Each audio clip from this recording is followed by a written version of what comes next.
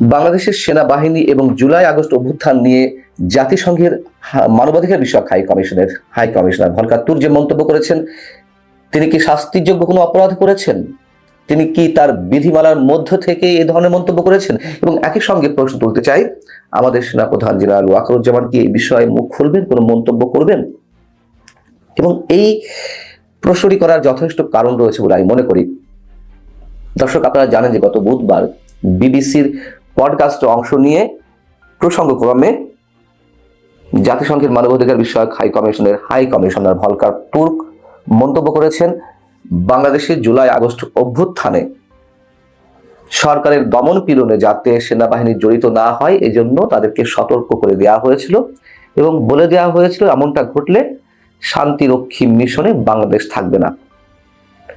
এবং এর কারণেই নাকি সরকার পরিবর্তন হয়েছিল, আওয়ামী লীগ সরকারের পতন করেছিল। ক্রেডিট এখন সবাই নিতে চায় আওয়ামী লীগ সরকারের পতনের জন্য। ছাত্র সমন্বয়ক নিতে চায়, বাংলাদেশের বিরোধী যে রাজনৈতিক দলগুলো আছে তারা নিতে চায়, সাধারণ যে জনতা তারাও তো কৃতিত্ব নিতে পারে, এখন জাতিসংঘ নিতে চাইছে। যাই হোক, সেটি অন্য বিতর্ক।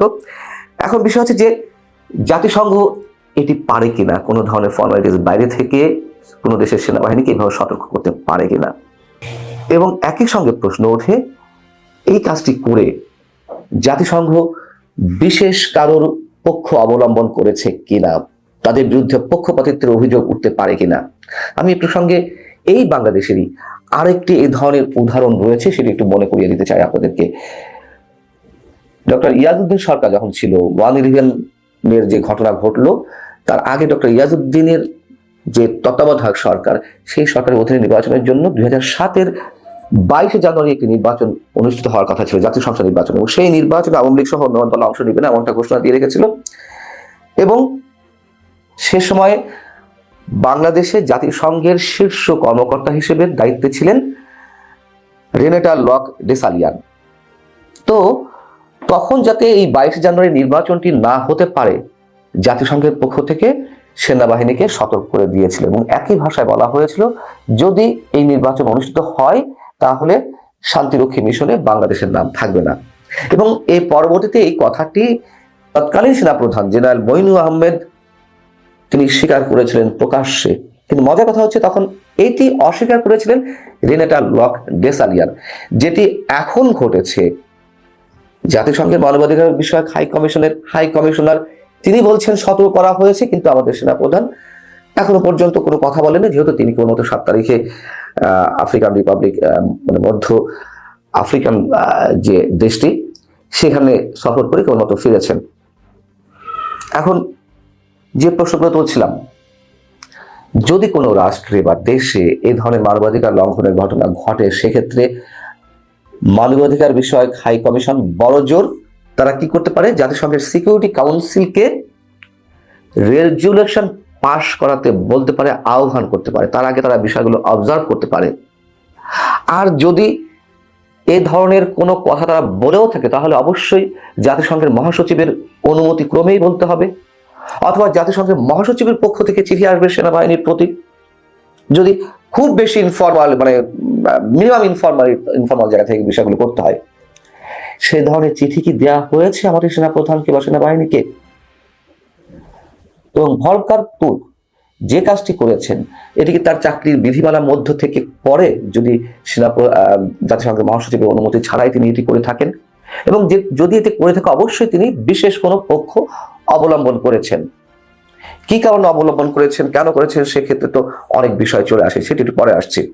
এখন বিষয় হচ্ছে যে এই জাতিসংঘের ভূমিকা নিয়ে তো পৃথিবীর বিভিন্ন রাষ্ট্রের বিভিন্ন জায়গায় প্রশ্ন আছে, এবং সেই প্রশ্নের জায়গা থেকেই ইউক্রেন, গাজা কিংবা সুদান, এইসব জায়গায় যে জাতিসংঘ ব্যর্থ হয়েছে, সেই ধরনের প্রশ্ন থেকেই বাংলাদেশ প্রসঙ্গে ভলকার তুর্ক খুব ক্রেডিট নেওয়ার চেষ্টা করেছেন। না, আমরা তো বাংলাদেশে ভূমিকা পালন করেছি, এই জন্যই সরকার পরিবর্তন হয়েছে।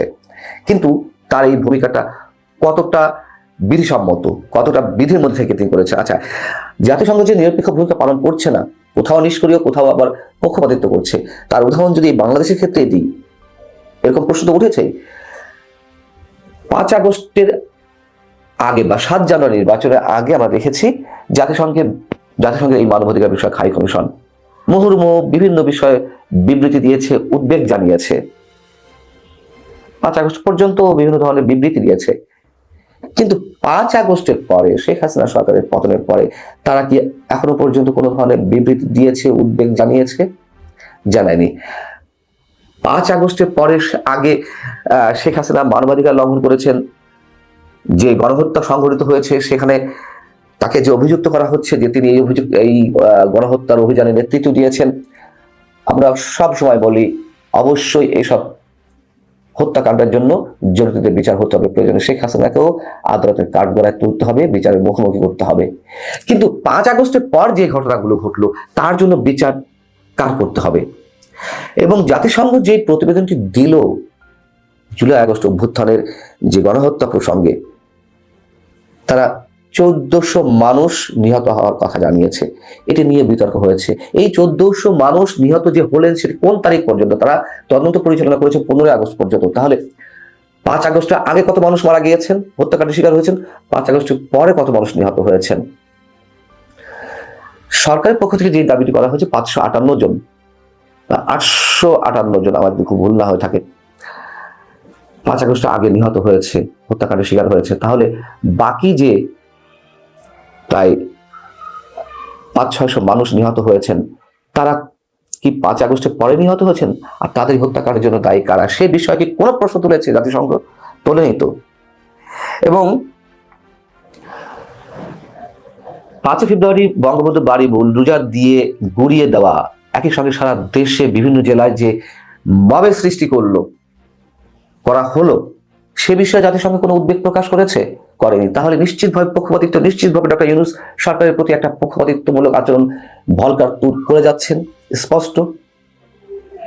একই সঙ্গে যে পুলিশ সদস্যরা নিহত হয়েছেন, সরকার বলেছে 44 জন। সেই 44 জনের কথাই জাতিসংঘের ফ্যাক্ট ফাইন্ডিংস রিপোর্টে উল্লেখ করা হয়েছে। তাহলে সরকার যা বলছে জাতিসংঘ তাই মানছে। আর সেই 44 জন পুলিশ সদস্যের তালিকাও বা কোথায় যারা নিহত হয়েছেন? কেউ দেখেছি আমরা? বিষয়টা হচ্ছে যে এই যে জাতিসংঘের পক্ষপাতিত্বমূলক আচরণ, এটা নিশ্চয়ই সর্বসাকুল্যের কোনো দেশের জন্যই ভালো হতে পারে না। এবং শেখ হাসিনার পতনের জন্য লাখো কোটি সাধারণ মানুষ রাজপথে নেমে এসেছিলেন, এটি সত্য কথা। 15.5 বছরের যে দুঃসহ নির্যাতন কিংবা বাক স্বাধীনতা হরণ, ব্যক্তি স্বাধীনতা হরণ, গণতান্ত্রিক প্রক্রিয়াকে একেবারে ধুলার সাথে মিশিয়ে দেওয়া, সবকিছুর জন্য মানুষ ক্ষুব্ধ হয়ে তো রাজপথে নেমে এসেছিল। এটা যেমন সত্য, পাশাপাশি এটিও সত্য অন্য বিভিন্ন পক্ষের নানান ধরনের খেলা ছিল, ডিপ স্টেটের খেলা ছিল। তখন ডেমোক্রেটরা ছিল ক্ষমতায়। জো বাইডেন প্রশাসনের ডিপ স্টেটের ক্রীড়ারকদের যে খুব সুবিধা হতো এই ধরনের খেলাধুলা করতে, সেটা প্রমাণিত। এবং রিপাবলিকান তারা এটি মেনে নিতে পারে না, এবং যার কারণে তারা এই জায়গাটিতে এখন হাত দিয়েছে। কারা কারা ডিপ স্টেটের ভূমিকা ছিল বিভিন্ন ক্ষেত্রে, বিভিন্ন জায়গায় বিশ্বের, সেটি তারা খুব ভালোভাবে নজরে আনছে। এবং জাতিসংঘের এই যে বিতর্কিতমূলক কর্মকাণ্ডের কারণেই কিন্তু ট্রাম্প প্রশাসন আমেরিকাকে জাতিসংঘের সিকিউরিটি কাউন্সিলের জায়গা থেকে উইথড্র করেছে।